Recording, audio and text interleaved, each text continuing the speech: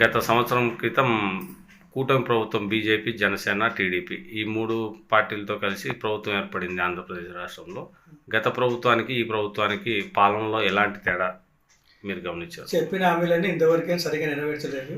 Super six పథకాలు ఇచ్చినారు కానీ సరిగ్గా చేయలేదు. ఇంకా ఇప్పటి నుండి చేస్తారేమో తెలియదు, చేస్తే బాగుంటుంది. అనంతపురం జిల్లాలో అభివృద్ధి ఎలా జరుగుతుంది? ఇప్పుడిప్పుడే చేస్తున్నారు. మన సోలార్ లోకేష్ చేసినాడు కదా ప్రారంభోత్సవం. పెద్ద పెద్ద ఇండస్ట్రీలు కూడా రావచ్చు, ఇంకా చేయాలని చూస్తున్నారు. చేయొచ్చు. ఇప్పటివరకే ప్రస్తుతానికేమో చేయలే, చేస్తారు. తాడిపత్రి నియోజకవర్గంలో మీ ఎమ్మెల్యే గారు ఎలాంటి పనులు చేస్తున్నారు? ఇప్పుడిప్పుడే మొదలు పెట్టినాడు. సాగునీరు ఏం ఇబ్బంది లేకుండా చేస్తున్నాడు. ఇంకా చేయొచ్చు, ఇంకా టైం ఉంది కదా, అంతలోపల చేస్తాడు. ఆ నమ్మకం ఉందా? నమ్మకం ఉంది. గత వైసీపీ ప్రభుత్వ కాలంలో పోలిస్తే ప్రస్తుతం కూటమి ప్రభుత్వంలో అమలవుతున్న పథకాలపైన మీరు సంతోషంగా ఉన్నారా? సంతోషంగా అంటే ఏం సంతోషంగా ఉంటాం. ఇంకా వైసీపీ ప్రభుత్వం బాగా పథకాలు ఇచ్చింది. ఈ ప్రభుత్వం పథకాలు ప్రకటించింది కానీ ఇంతవరకు ఇవ్వలేదు. ఇప్పుడు నుండి ఇస్తుందేమో చూడాలి. ఇంకా రాష్ట్రానికి 3 రాజధానులు మంచిదా, ఒక దాన్ని అభివృద్ధి చేసుకోవడం మంచిదంటారా? ఒక రాష్ట్రం అభివృద్ధి చేసుకోవడం మంచిది. చిన్న రాష్ట్రం కాబట్టి ఒకటే అభివృద్ధి అయితేనే బాగుంటుంది అందరికీ. ఒక రాజధానిగా ఉన్న అమరావతిని ఈ కూటమి ప్రభుత్వం పూర్తి చేయగలదా? చేస్తుంది, బాగా డెవలప్ చేస్తుంది కానీ బాగుంటుంది. ఏపీకి జీవనది అయినటువంటి పోలవరం ప్రాజెక్టు నిర్మాణాన్ని ఈ ప్రభుత్వం పూర్తి చేయగలదని అనుకుంటున్నారా? పూర్తి చేస్తుంది. కేంద్ర సహకారం ఉంది కాబట్టి కంపల్సరీగా పూర్తి అవుతుంది. రైతులకు సబ్సిడీగా వాటర్ వస్తాయి. ప్రస్తుతం 1 సంవత్సరం పూర్తయింది. మిగతా 4 సంవత్సరాలు ఈ కూటమి ప్రభుత్వం కలిసి పాలన కొనసాగిస్తుందని భావిస్తున్నారా మీరు? కొనసాగిస్తుంది. బాగా ఏ ఇబ్బంది ఏం లేదు. 4 ఏళ్ళు పరిపాలిస్తుంది.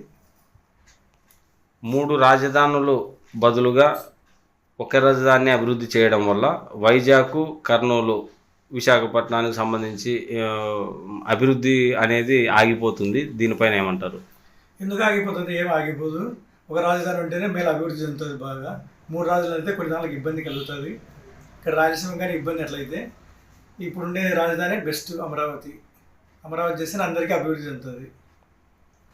రాష్ట్రంలో కొన్ని చోట్ల బ్లేడు ప్యాచు, అలాగే గంజాయి ఇట్లాంటి మారక ద్రవ్యాల తరలింపులు ఇలాంటి కార్యక్రమాలు గత ప్రభుత్వంలో జరిగాయి. మరి ఈ ప్రభుత్వంలో అలాంటివి జరుగుతున్నాయని అనుకుంటున్నారా?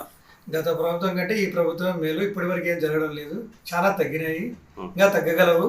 ముఖ్యంగా ఆంధ్రప్రదేశ్ రాష్ట్రంలోని చిత్తూరు, తిరుపతి, కడప, కర్నూలు, నెల్లూరు పరిసర ప్రాంతాల నుంచి ఎర్రచందనం తరలింపు అనేది పెద్ద ఎత్తున గతంలో జరిగింది. ప్రస్తుతం ఈ ప్రభుత్వంలో డిప్యూటీ సీఎంగా పవన్ కళ్యాణ్ గారు ఉన్నారు. మరి వీరు ఎర్రచందనం దొంగతనాన్ని అరికట్టినారని భావిస్తున్నారు. చాలా తగ్గింది అప్పటికి ఇప్పటికి.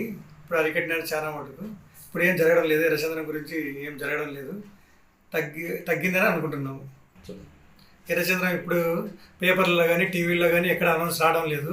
పట్టుకున్నారు, ఆడపట్టుకున్నారు, ఈడపట్టుకున్నారని ఎక్కడా పట్టుకోవడం లేదు. వీళ్ళు కొంచెం పవన్ కళ్యాణ్ ఏదో చేసినట్టున్నాడు, దీనిపైన శ్రద్ధ తీసుకున్నాడు. ఇప్పుడు ఏం జరగడం లేదు. ఇప్పటికేం బాగుంది. నా పేరు గోపాల్ రెడ్డి. నేను ఈ ఏరియాలో ఫార్మర్ను. నేను ఏ పార్టీకి చెందినవన్నీ కాదు. నాకు అన్ని పార్టీలు ఒకటే. ఎవరు మంచి చేస్తే వాళ్ళకు సపోర్ట్ చేయగలం మేము అంతవరకే.